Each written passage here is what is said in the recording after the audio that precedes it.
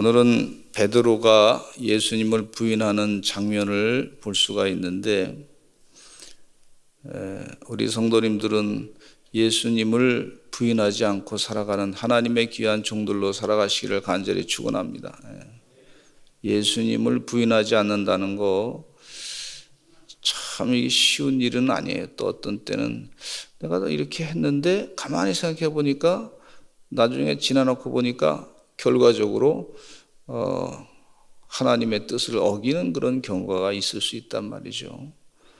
그러니까 자기 자신을 잘 성찰해 보는 것이 참 필요합니다. 하나님 마음이 무엇인가 자꾸 깨닫는 것이 참 소중합니다. 퀴티엔에 보면은요, 이 나은우라고 하는 분이 계신데 이분이 간증을 이렇게 얘기했어요. 수요 예배 시간에 이런 얘기를 했다 그러시더라고요. 왜 남편 외도 때문에 상당히 힘들었는데, 그래서 남편에 대해서 상당히 섭섭한 마음을 많이 가지고 있었던 분이셔요. 그런데 이 수요 예배 가운데 이런 어느 집사님이 대표이기도 하는데 이렇게 기도했다 그러더라고요. 남편은 외도했어도 사람을 죽이진 않았지만 저는 낙태를 한 살인자입니다. 그러면서 그 집사님이 대표 기도를 하는 것을 들었어요.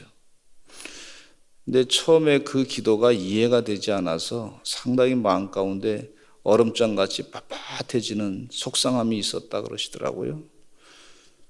근데 가만히 생각해 보니까 이 부부 싸움 끝에 집을 나간 남편보다 더 자기 자신이 큰 죄인이다 하는 생각을 깨닫게 되었어요.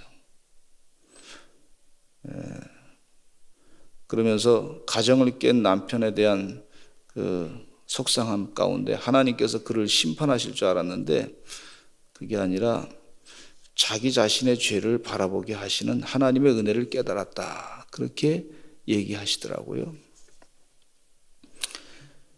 오늘 우리 세 번이나 부인하는 이 베드로를 보면서 내가 혹시 예수님을 부인한 거 없는지, 내가 더 큰 죄인이 아닌지 한번 자기 자신을 돌아보시는 귀한 시간이 되시면 좋겠습니다.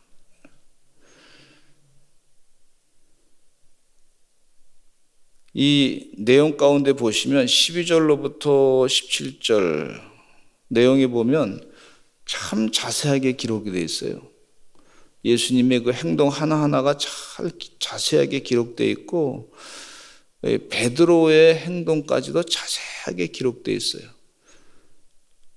근데 이 요한복음에 이 모든 행동을 자세하게 기록한 것을 보면은 요한이 이 복음을 썼단 말이에요.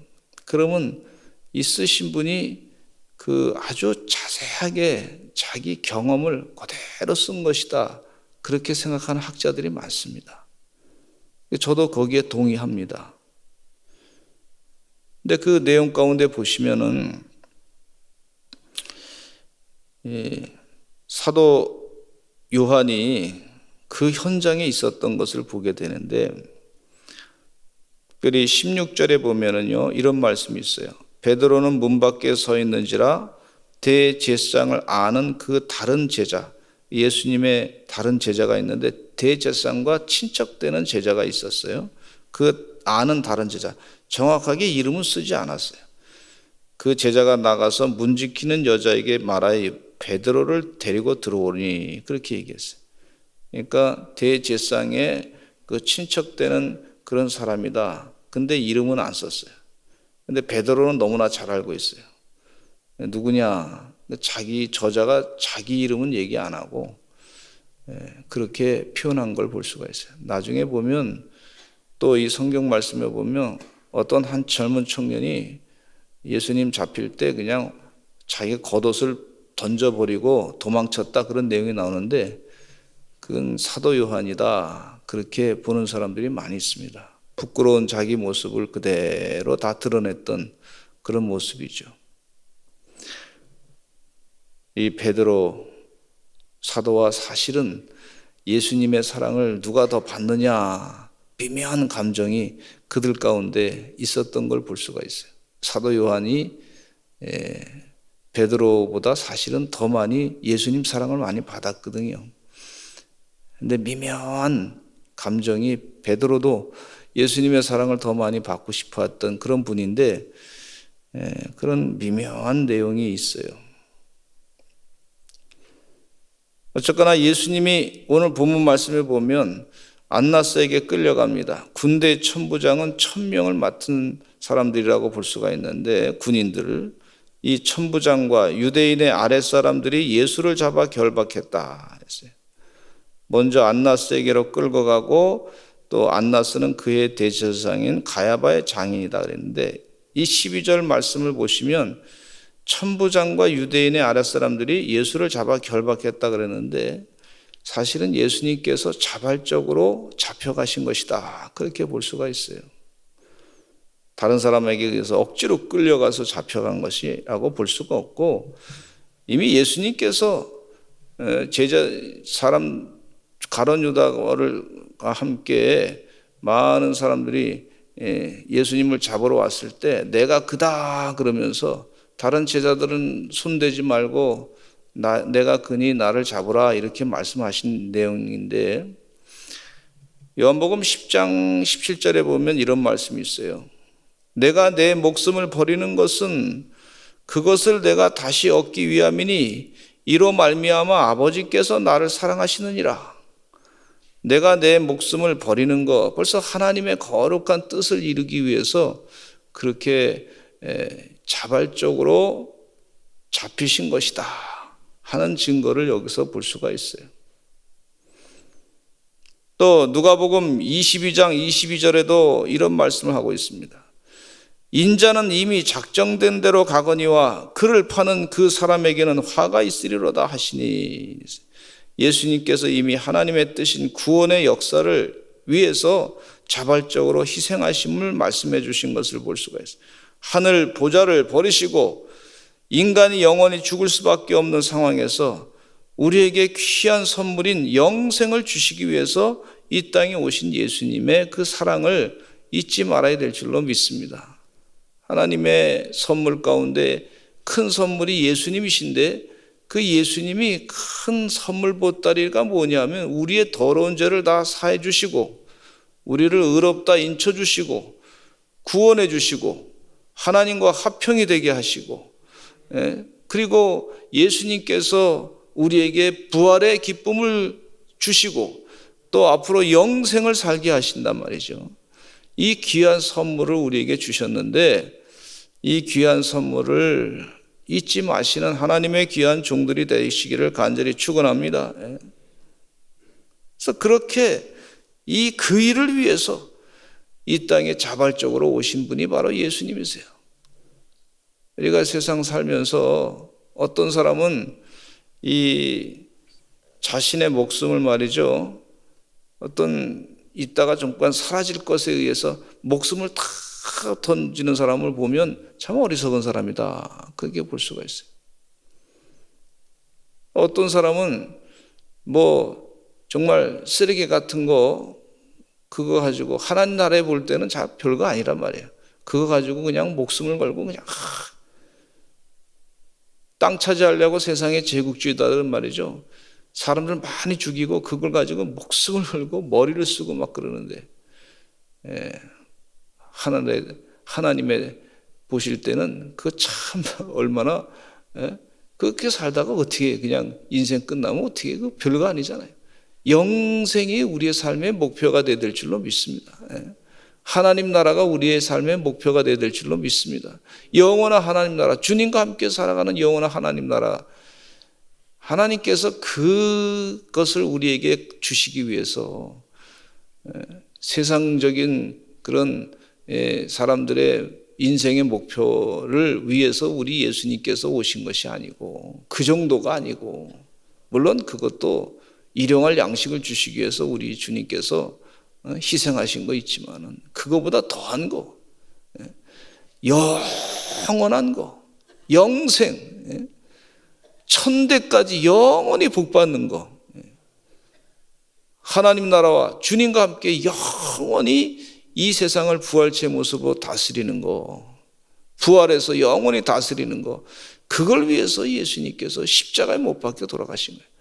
하나밖에 없는 목숨을 우리에게 주신 거예요. 여러분, 이 하나님의 비전을 가지고 사시는 주의 종들이 되시기를 간절히 축원합니다. 그래서 우리 부모님들이 자녀를 위해서 기도할 때 우리 자녀가 영원히 사는 게 중요하다, 그런 같은 하나님의 마음을 가지시고 기도하시기를 간절히 축원합니다. 이 땅에서 사는 거, 잘 사는 거 필요해요. 근데 우리 자녀가 정말 필요한 건 뭐냐면 예수 잘 믿고 하나님 나라의 뜻대로 살아서 영원히 살아야지, 그 하나님의 마음, 예수님의 심정을 가지시고 그렇게 자녀를 위해서 애쓰시는 하나님의 종들이 되시기를 간절히 축원합니다.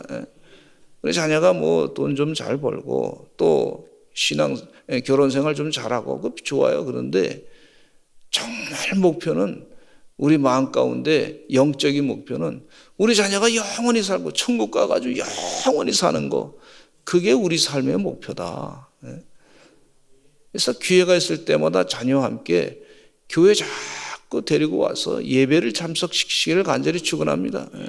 하나님 말씀 하나라도 더 듣게끔 하시는 여러분 되시기를 간절히 축원합니다. 그래야지 우리 예수님의 그 구원받은 자로서의 그 영적인 바른 깨우침을 가지고 하나님의 비전을 가지고 신앙생활을 할 수 있단 말이죠. 당장 세상에 살다가 보면 좀 어려운 게 있어요. 어려운 거 다 믿음으로 극복하고 영생의 삶을 사는 것이 얼마나 소중한지, 예수님이 십자가에 못 박혀 돌아가시면서 자기 목숨을 버리면서 그렇게 귀중하게 생각한 거를 우리도 그렇게 귀중하게 생각해야 될 줄로 믿습니다. 교회 안 다닌다고, 그냥 어디 공부한다고 그냥 그래 공부하라, 그냥 교회 가지 말아라 이러면요, 그럼 영생을 하나님 얼마나 섭섭하시겠어요. 주의 은혜 가운데 예수님께서 십자가에 못 박혀 돌아가신 이 귀한 목표, 예수님 믿고 이 땅에서 예수 믿고 살아있을 때 예수 믿는 사람 영생을 죽지 않고 영원히 살 것이다, 그 영생을 선물로 보내주셨는데 영생을 포기시키는 부모님이 되지 마시고 또 영생을 포기시키는 그런 우리 삶이 되지 말고 주님의 그 십자가에 못 박혀 돌아가신 그 사랑을 기억하면서 영생을 목표로 살아가시는 그런 귀한 집안이 되시기를 간절히 축원합니다. 여기 있는 그 대제사장의 집에 문지기가 있었는데 그 여종이, 문지기는 여자에게 베드로를 데리고 들어오니까 문지키는 여종이 있었어요. 그 여종이 베드로에게 말했습니다. 너는 이 사람의 제자 중 하나가 아니냐? 그렇게 물었어요. 그랬더니 그가 말하기를 나는 아닙니다 얘기했어요. 일단 추웠기 때문에 종과 아랫사람들이 불을 피우고 서서 쬐었을 때 베드로도 함께 추우니까 불을 쬐입니다. 미천한 계집종의 질문에 나약해진 베드로, 불안해진 베드로, 자기 목숨이 두려운 베드로가 넘어지는 거예요. 나약한 미천한 계집종에게 무슨 로마의 큰 군사에 힘 있는 사람의 천부장의 얘기를 듣고 당신도 그 사람이다, 예수님과 같이 있었던 사람이다, 그렇게 묻고서 나는 아닙니다 이렇게 얘기한 것이 아니라 아주 유약한, 여러분 옛날에 여자들은 또 대접받지 못했어요. 참 그 사회 자체가 종 중에서도 여종은 참 대접받지 못했던 그런 시대입니다. 그런 유약한 여종에게 얘기하는 거예요. 당신도 그 사람 가운데 있었던 사람입니다. 아닙니다. 유약한 자에게 넘어가는 걸 볼 수가 있어요. 그 위에도 베드로는 두 번째, 세 번째 부인합니다. 사람들이 옆에 있던 사람들이 불 쬐고 있을 때 물었어요. 너도 그 제자 중 하나가 아니냐? 베드로가 얘기합니다. 나는 아닙니다. 대제사장의 종 하나는 베드로에게 귀를 잘린 사람의 친척이니까 뭐 그 사건을 좀 잘 알 거 아닙니까? 어둡다 할지라도. 네가 그 사람과 함께 동산에 있었다고 하나? 동산에 있었다. 그랬더니 또 부인합니다. 이때 닭이 울게 됐어요.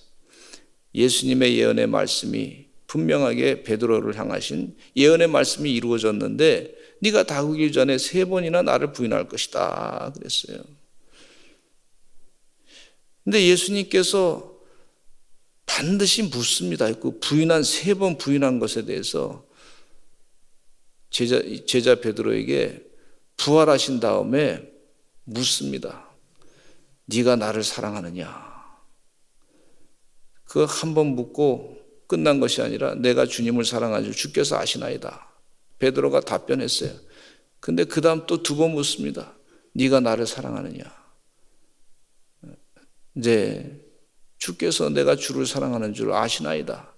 내 양을 치라. 내 양을 치라. 또 3번이나 물었어요. 네가 아가페, 나를 아가페로 사랑할 수 있느냐? 근데 그렇게 답변 못하고 필레오로 사랑합니다.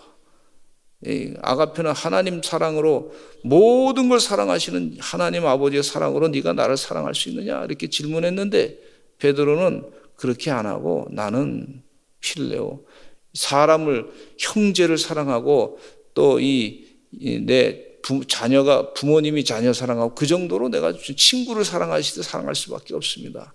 그렇게 얘기한 거예요. 근데 예수님께서 내 양을 치라 그렇게 3번이나 또 말씀을 하십니다.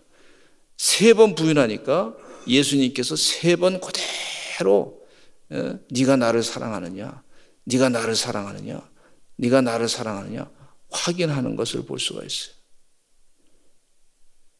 부인을 3번 했더니 그렇게 확인하는 그 예수님의 사랑을 또 볼 수가 있습니다. 그러면서 예수님께서 이 베드로를 네가 나를 3번 부인했으니까 너는 제자로 자격이 없다고 내친 것이 아니라 확인한 다음에 그 다음에 다시 그에게 사명을 주시고 그래서 그때부터 또 복음을 전하는 성령 충만함을 기다렸다 성령 충만하고 난 다음에 사도행전에서 복음을 전하는 담대한 제자가 된 것을 볼 수가 있어요. 폴리캅은 성경을 필사하는 분이었습니다. 초대 교회의 교부라고 볼 수가 있는데 로마 병사들이 그를 잡아 죽이려고 했습니다. 병사들이 얘기했어요. 예수님을 부인하면 당신 목숨을 살려주겠습니다. 그랬더니 폴리캅은 예수님께서 나를 평생 내가 80이 넘도록 한 번도 부인한 적이 없는데 내가 어떻게 지금 예수님을 부인하겠습니까? 하고 예수님을 부인하지 않고 순교를 당하신 것을 볼 수가 있어요. 베드로는 예수님을 부인했어요. 그러나 이 예수님께서 그의 사랑을 가지시고 또 기회를 주셨던 걸 볼 수가 있어요. 여러분 우리가 작은 일에도 예수님을 부인하지 아니하시는 하나님의 종들이 되시기를 간절히 축원합니다. 계집종, 미천한 종, 참 작은 자인데 그 작은 일로부터 한 번 예수님을 부인하기 시작하니까 계속해서 2번, 3번, 아마 4번 더 이상 계속해서 부인할 수 있을 거예요.